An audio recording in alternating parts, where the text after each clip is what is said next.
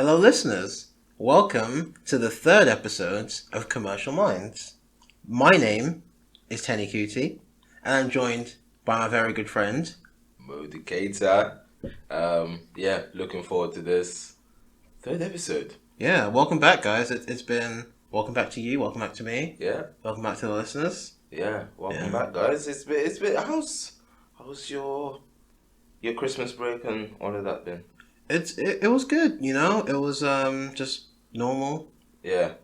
Didn't do you don't much really celebrate. Nah. Yeah. But you know, it was full of a lot of coursework. Actually, I feel like coursework comes up every episode. Yeah, it's kind of a recurrent theme as second year students, but you got to love the process, eh?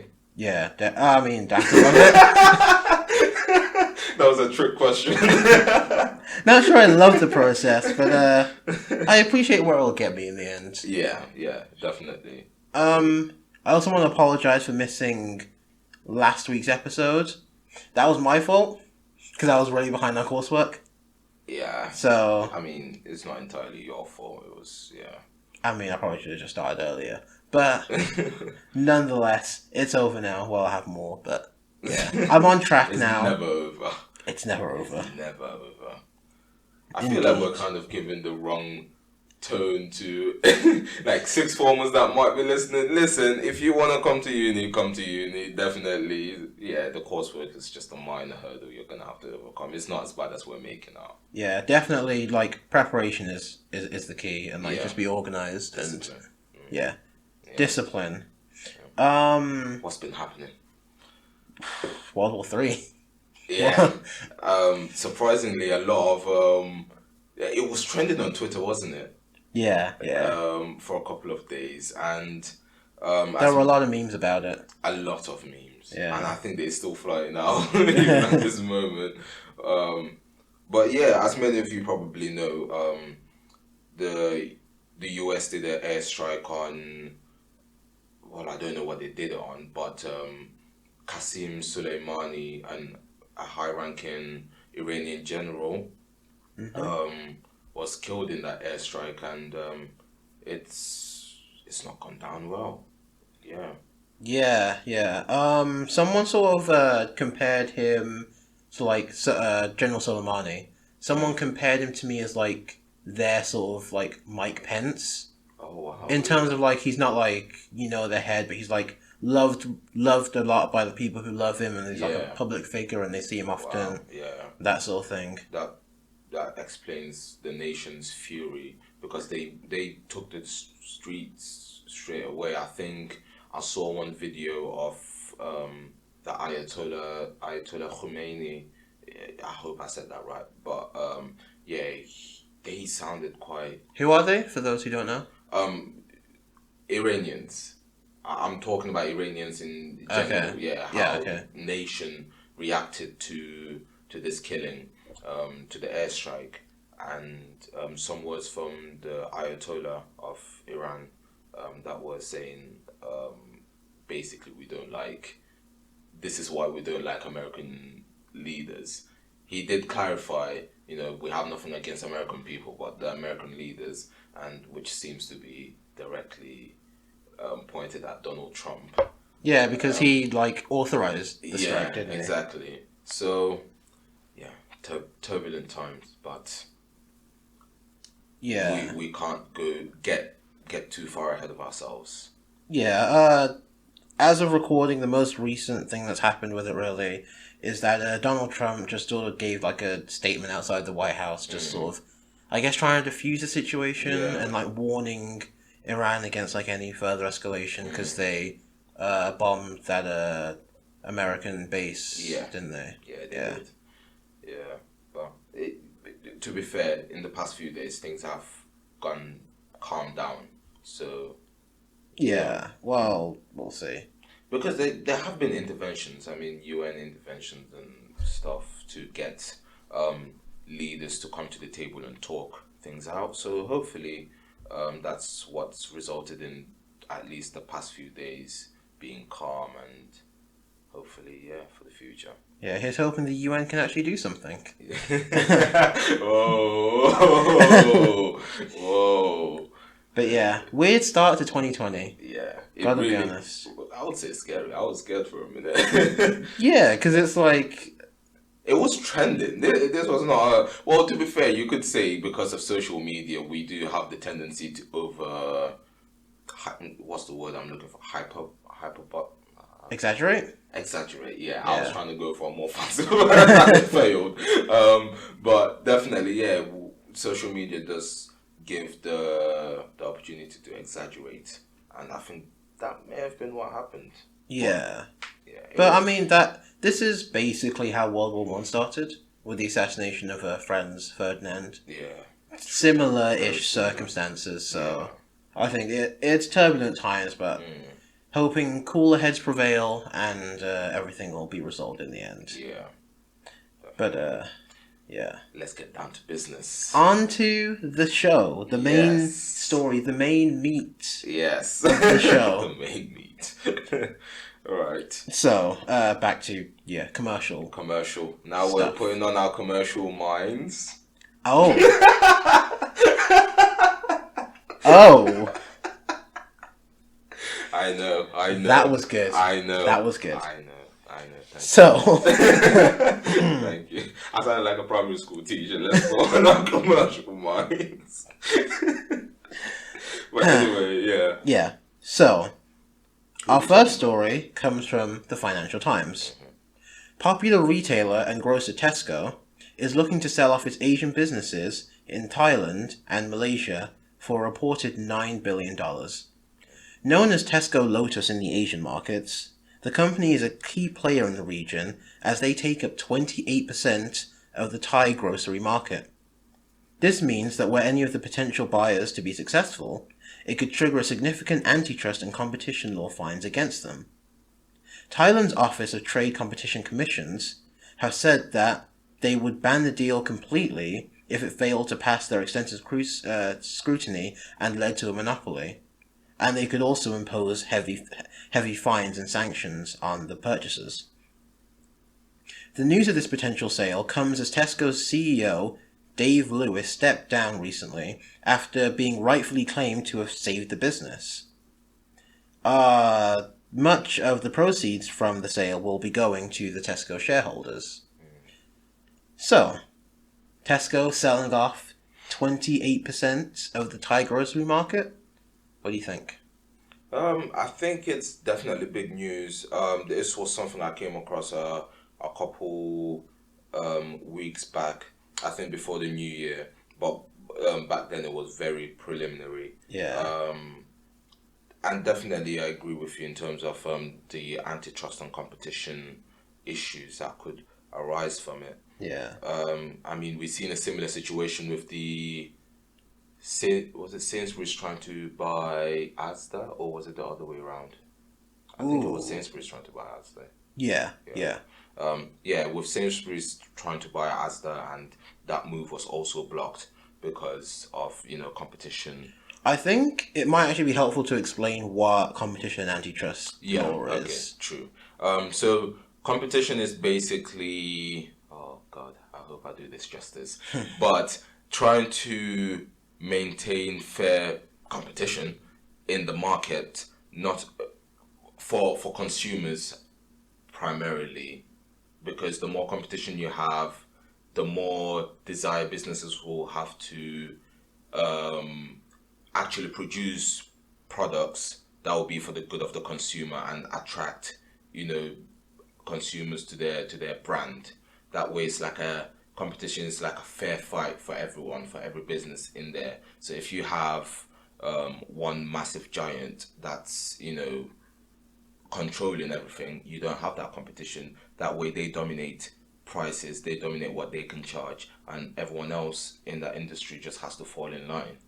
Yeah, well said. I think a few examples just to illustrate that would be Disney, as the domination of Mickey Mouse continues. And as Disney as Disney buys more and more film studios and puts them under the Disney umbrella, they start to encroach upon getting a monopoly over the film industry. Definitely. And the purpose of antitrust and competition laws is to essentially stop one company from having a monopoly over it, or a few companies having a monopoly, because that actively works towards the that actively works against consumers, because it allows them to sort of price fix and push other people out the market. Yeah, exactly. So it's a very brutal game. Yeah, it's important that we have sort of fair competition between everyone. Yeah, definitely. Because then that just enables, free trade, I guess. Yeah, and it is something taken very seriously. So I think if they do, depending on who wants to buy them, if it does encroach on that area of becoming a monopoly, I don't see any hesitation in blocking the deal. Yeah. We have 3 potential buyers so far. Yeah. There could be more, but as time goes on. But right now we have 3 potential buyers. Yeah. All of them are already in the grocery industry, so all of them are likely to give the Trade Competition Commission something to do, basically. Yeah. Sorry. Just to sort of talk about its impact on Tesco itself. So their Thailand and Malaysian market takes up 10% of their gross 10% of their business, basically. Yeah. So I think selling off 10% of their business, I'm not exactly sure what the purpose is of this. It does seem like a bold move. Yeah, because it makes them money. Yeah, it does. And I can imagine that shares will be going up as investors, flocking to get the best out of this potential deal that looks like it. Well, again, we don't know, but yeah. My guess on this is that Dave Lewis, the old CEO, just stepped down. Okay. His replacement's just come through. Okay. And I think that a good way to get shareholders and investors on your side is to give them $9 billion. Yeah. So I think that, most of the proceeds from the sale are going to them, to the shareholders. Yeah. So I think it could be a way to just sort of maybe consolidate the business, minimize what they do, and also get the shareholders on the side of this new CEO. Yeah, I definitely agree with that. I mean, maybe not. That's just my guesses anyway. Yeah, I mean, why? Obviously, it's a bit of a bold question to ask, but considering we're students, but any thoughts on why you think they might be, taken away from their Asia business? Why wouldn't you be trying to, conquer the world? It could be just a sense of consolidation. 5 years ago, Tesco was in really bad shape, which is why the prior CEO, Dave Lewis, was said to have saved the company. Are you referring to the horse? The horse meat scandal. The horse meat scandal specifically, or just in general? I mean, I think that did have various knock-on effects. Afterwards, especially in terms of public image, because it just shook up. Yeah, but it's not like Tesco isn't just in the UK. Tesco is around the world, and I think that it wasn't. I wouldn't necessarily peg their prior misfortune down to just that scandal. I think it was just poor management of the business as a whole. They really weren't making money. But I guess they sort of it seems like we sort of touch on this every episode, but they adopted online sort of selling. Tesco Direct, I think it's called. And you can get things delivered to you now. That's very, very useful. I found. I usually do the old-fashioned way by walking. Well, I should. I have the ability to, but definitely that's a big market. I mean, it's so convenient just having it delivered to your house. So it makes sense for why these businesses are focusing on that even more now. So sorry. So just to conclude the Tesco story. Yes. the Thailand Office of Trade Competition Commissions is going to have a lot of work to do. Because it seems like if Tesco does indeed go through with the sale, it hasn't been confirmed yet, but if they do, all of the bidders essentially have the risk of having a monopoly over the Thai grocery market.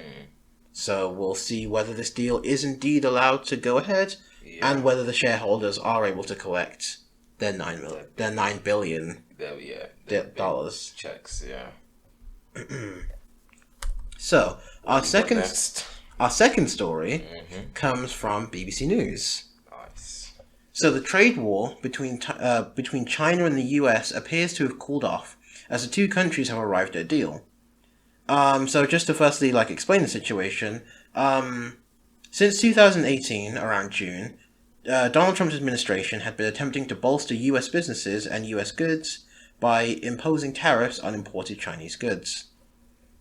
These would then lead to the consumer choosing to purchase American goods over Chinese goods because the American goods would then have a lower price compared to the Chinese goods.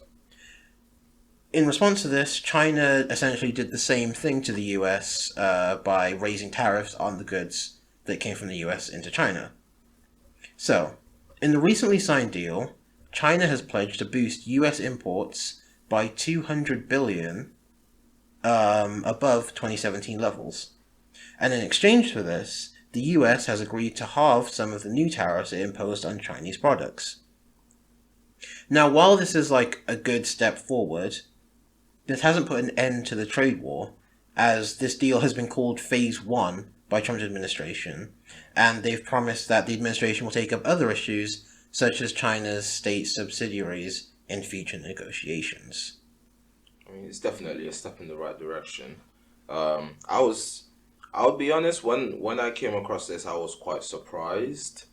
I didn't see a positive end to the back and forth that was happening between the two countries, but it's a pleasing surprise to see that they have at least agreed Phase 1. Obviously the impact is going to be not significantly boosting economically, but it's at least they won't be taking as big a hits from each other from what they used to do on imposing massive tariffs on each other. So that's definitely good for both countries' economies. Exactly, yeah, I agree. I think it's kind of... I agree with you that it's unexpected, because throughout his administration, Trump has kind of run on a protectionist sort of platform, in that he's trying to protect, American goods and raise trade tariffs so that, American businesses can benefit. Would you, okay, on that note, would you say that's also the reason, partly the reason why you see with Chinese technology, especially Huawei, I hope I said that right. No, it's Huawei. I believe so, Huawei. Right, I'm not even gonna... Yeah, right. Anyway, Huawei. Yeah, got it, yeah. Okay. So with Huawei being pushed out of, not, completely pushed out, but significantly pushed out because, there was this scandal, I guess, on how its technology was being used to spy on American officials. But it kind of all links into the theme of America wanting to dominate, the major things moving forward, like technology. That's been quite interesting for me personally to see, especially with 5G, because Donald Trump's been talking to a few European countries actually that have been talking to companies like Huawei in China that have been developing 5G, and then he's been like, well, we can help you fund your own project, kind of, and you don't need to resort to them. So I definitely agree with you in that he is protectionist. I guess that comes from him being a businessman at the core. So he wants to see his country thriving in terms of business more than anyone else. If that makes sense. Yeah, that makes a lot of sense, yeah. I think there's also the element of China and the US having, like, diametrically opposed views on literally everything. You know, Everything, yeah. one is more communist, whereas one has more of a, what's the opposite of communism? Capitalism, yeah, that's it. And, yeah, that sort of pervades, like, every element of life and their, like, mentality and their views on things.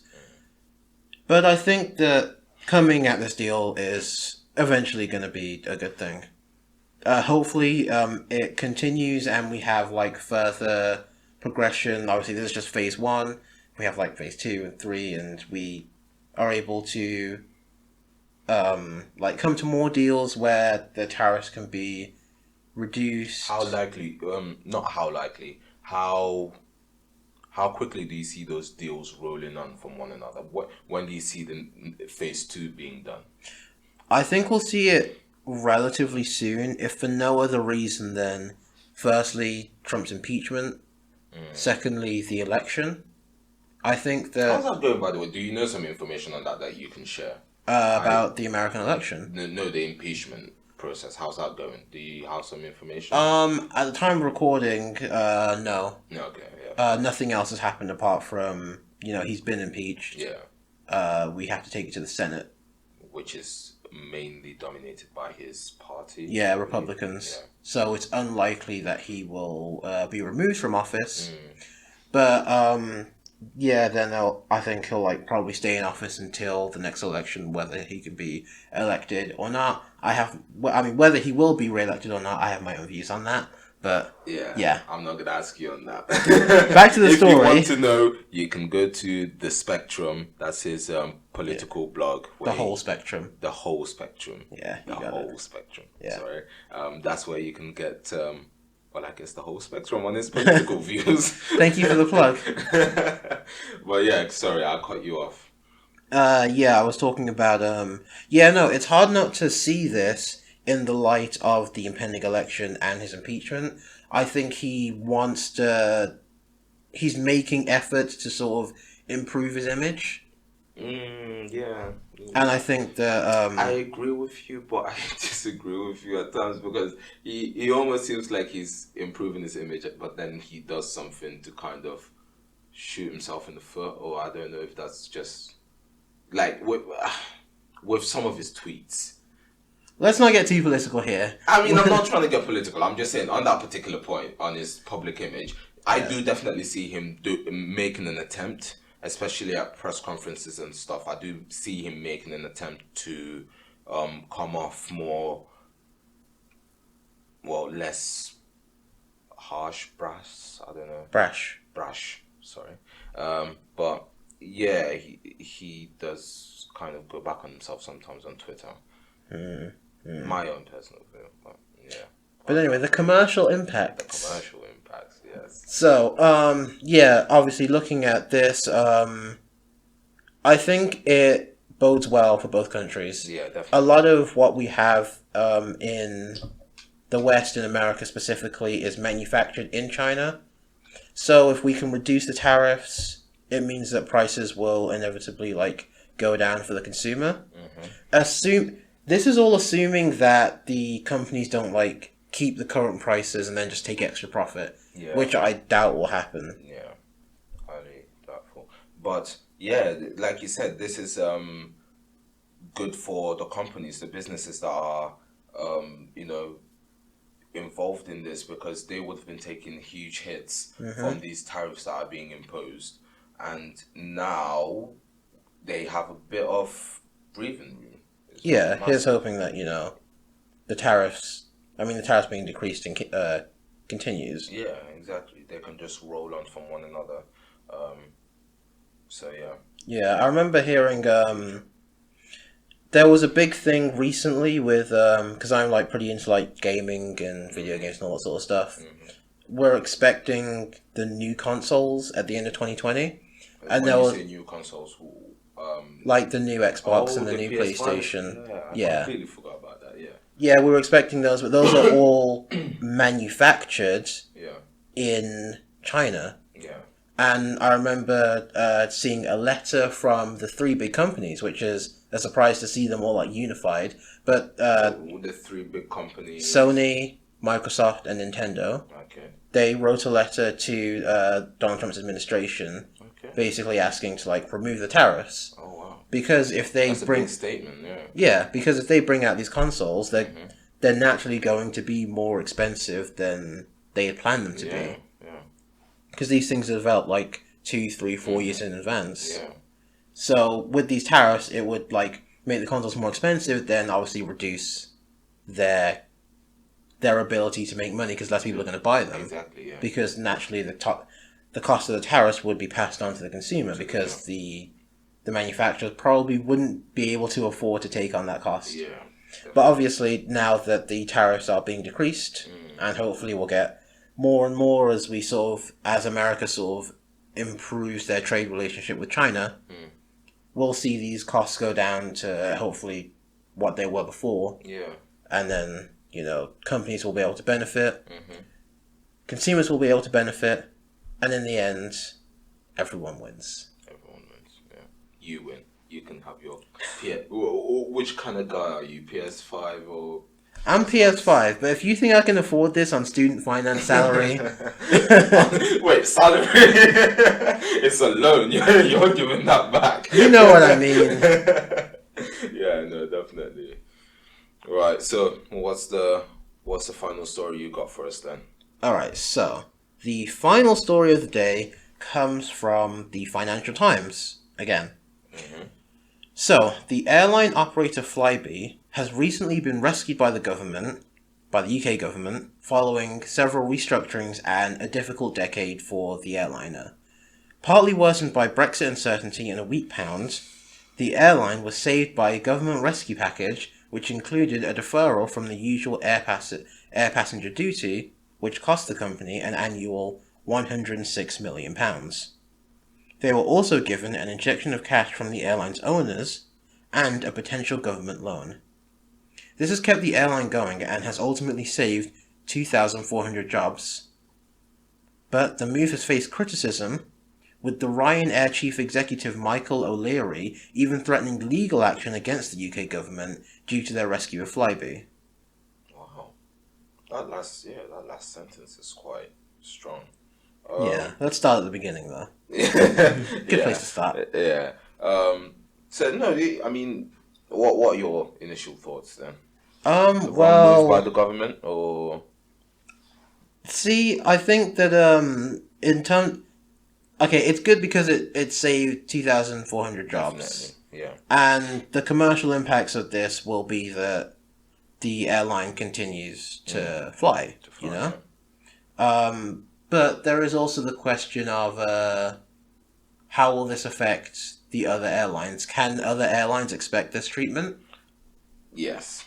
And I think, that's very important. And once you do it for one, you kind of have to open the floodgates for others. Yeah. But I personally believe in this particular situation, because Flybe is mainly... what's the word I'm looking for? Inland, national flights. Yeah. It's very important, and I think partly why the government, decided to do this rescue, as opposed to, they didn't do it for Thomas Cook. Poor Thomas Cook. Yeah, exactly. But I think they did it for Flybe because in the UK you have areas that are just, disconnected. And the trains are not... I mean, that's why HS2 is being developed, because we're trying to increase... is the word connectivity? I've been hearing that a lot, especially on Wake Up to Money. Shout out to Wake Up to Money, I guess. The podcast, right? Yeah, the podcast, yeah. They've been talking about connectivity a lot. People that have jobs in London, and you can't get the train down from, a very rural area. That will take you ages, and you have to change... maybe once or twice. So this is important because, there's just that connectivity to those areas, and you keep jobs, obviously, like it's done so in this situation. So I think that was the significance, and for that reason, I understand it to be a good move, me personally. But the floodgates argument is still a very strong one, because now you kind of have to do it for everyone else. Or do you have to? Do you have to? That's the question. I think that looking at like the nature of Flybe, I can see that like it's a unique case. Yeah. Definitely. I'm not sure that British Air or what are the other ones? Ryanair would get the same treatment. Yeah. But what? Actually, on that note, what I cannot seem to put my finger on why. Well, now I do. Brexit. Okay, Brexit uncertainty has caused a lot of trouble for businesses and airliners, as we've seen with Thomas Cook and now Flybe. Do you see this carrying on? Because we already kind of have a position. Well, Boris Johnson has a position that we're going to pursue. Do you still see these effects still rolling out? What do you mean? Do you still see like the effects we've seen on Thomas Cook in terms of uncertainty of Brexit? And do I see more things closing because of Brexit? Yeah, or related to the problems of it. I think we're past the worst of it. Yeah. I think that, as I said in the story earlier, Brexit uncertainty was a big factor in this. Definitely, yeah. Brexit isn't uncertain anymore. Yeah. Like, we're certain that we're leaving at the end of this month. We're still uncertain whether we have a deal or not. Yeah. But we're certain that we're leaving, and I think... We're uncertain also on what's next. I mean, in terms of trade deals with other countries. Yeah, that's true. That's true. But obviously, once we have a deal, we'll be able to, like... Or once we leave without a deal, we'll know... what to do. Yeah, and smarter heads than us will... the people who run these businesses will probably be able to predict it, and they have, like, better connections than us and all of that, so... Yeah, definitely. Yeah, have any closing thoughts on the rescue of Flybe? Yeah, it's basically just what I said. I personally see the fact that this case is unique, and for that reason, the government had to step in, because connectivity is quite important. You can't just exclude certain parts of the country, and Flybe actively does that. It connects those different parts of the country. So until we have HS2, Flybe and other, is there any other airlines that fulfill the same role as Flybe in terms of national flights? I don't think so. I'm not sure, but I do want to touch on what you just said. HS2 has faced like some sort of like questioning about whether it will be completed by Boris Johnson himself. Yeah, they keep on delaying it. Yeah, I have written a story about that for Financial Regulations Matters. Nice. Yeah, the blog. Go into detail. So yeah, if you want to go ahead and read that, you can. Yeah. But essentially, it's just talking about how like HS2 is hilariously behind schedule and way over budget. So we're not really sure like how HS2 is going to like whether. HS2 is supposed to connect Birmingham to London and then connect Leeds and Manchester as well, which is like phase 2. Yeah. We're not sure if the Leeds and Manchester part will even be completed at this point because we're still so behind and so over budget on the Birmingham to London part. So there's that basically. So yeah. We didn't really talk about the legal action against the UK government. Oh yeah. I was surprised you said that at the end. I hadn't come across that. I honestly don't know how that would work. Yeah. Wait, so just to repeat it, the Ryanair chief executive Michael O'Leary has been threatening legal action against the UK government due to their rescue of Flybe. Yeah, I don't know how that will turn out, honestly. Like we said, it's a unique case. I don't see it being successful. I'm not a judge. what can I say? Basically, he wrote a letter to Sajid Javid, basically saying that the 106 million sort of tax break that Flybe was given should be applied to all other airlines others, the pursuit of like consistency or whatever. So, do you think the government will cave? No, I don't. Yeah, I don't think so either. But yeah, it is what it is. Indeed, it is a unique case, so I don't see it. Yeah, but yeah. Any final thoughts? Not really, actually. Yeah. You basically said it all. Yeah. We've both said it all. And that's about it. So, yeah, that's our final story for today. Yes, we'll be back with you. I can't wait for the interview episode. Yeah. We'll give you more details on that when we can get like Definitely. dates and... Might even drop a little snippets on social media. Make sure you're following us on C Minds Podcast on Twitter. And yeah, just keep a peeled eye. Yep, definitely. Yeah. Is that a phrase? No. I'm just making stuff up. Keep your eyes peeled. It's I the think. same thing. Keep your eyes peeled and keep a peeled eye. I'm being concise, okay? A peeled eye? Yes, I'm trying That's to be, a weird I'm trying to be a phrase. lawyer, I'm trying to be concise, okay? So I'm just gonna say peeled eye. Excuse me, Judge, you need to keep a peeled eye. Can you get this man outside of my court, please? But yeah. Oh, we do need to talk about the recent controversial move by Harry and Meghan Markle. Yeah. To resign. Well, is resign the word? But they're no longer senior. What's the word? Senior members yeah. of the royal family. Yeah, that surprised me. This is like a history-setting move. I don't think this has ever happened before. Yeah. So... But you know what? Look, I'm just going to disclaim, I'm going to get passionate about this because I watched The Crown. If you don't watch The Crown, you should go watch it. It's quite good. But yeah, no free promo. Let me just get back on topic. Anyway, as I was saying, you could sense it brewing over the years because I don't know. You can just. It feels like being in the royal family is very constricting.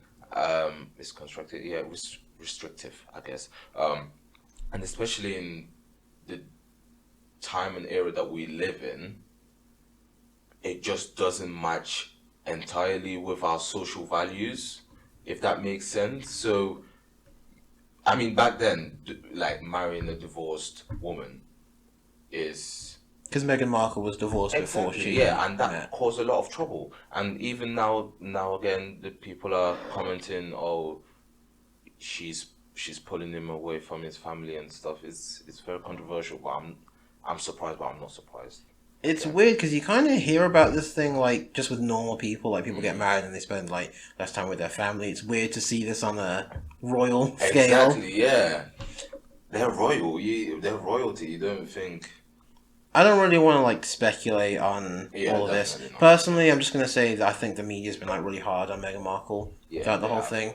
I think it's been pretty clear that she's unhappy with the royal lifestyle of like she can't really like speak out about exactly. things. Yeah, you're so restrictive. You can't be yourself. Yeah. To an extent. But commercially, putting our commercial hats back on, putting our commercial minds on. Yeah, commercial minds on. They will potentially be, and I think some of the criticism they're facing is also partly because of this. There's so much they can gain commercially from still using their identity because even if you say we're not senior members of the royal family, you are still representatives of the royal family no matter what. So I think Harry just recently announced oh God, I hope I get this right, but like a TV show, I think. Wait, they're gonna act? No, they're not gonna act, but they're gonna kind of like unveil their lives. I'm trying like a documentary. Like a documentary, yeah. I'm trying to look it up. Yeah, but definitely, I know that there's some criticism because of that, because there's no other alternative. They will be making money off of their identity as royal members, whether they say they are or not. That's the bottom line of it, and that's why people are criticizing them so much. Mm-hmm. Yeah. I think it's also because it was news to, obviously, the Queen and... Oh, yeah, that was... Yeah. I don't know. I don't really want to speculate on all this. Definitely. Like, yeah, they're royals, but at the end of the day, like, Meghan Markle's still just kind of like a person. Mm. Prince Harry's always kind of seemed to, like, be more of a... I don't know, less of a prince and more just like a person, I guess. I don't really know. He's very relatable, ain't he? Yeah, I think that's a good way to put it, even though he went to like one of the most private schools in the country. But yeah, true. But just wrapping up. It's been excellent, fantastic, brilliant to talk. All the adjectives. Yes. Talk with you, Teny, and to talk to you guys. And yeah, I honestly, I'm looking forward to the next episode. Yeah, the next episode's going to be good. Mm-hmm. We hope you guys benefited in some way from today's episode and learned some new things. So, yeah, it's farewell from me. Yeah. Keita. Goodbye, guys. Thank you for listening, and we will see you on the next episode of Commercial Minds.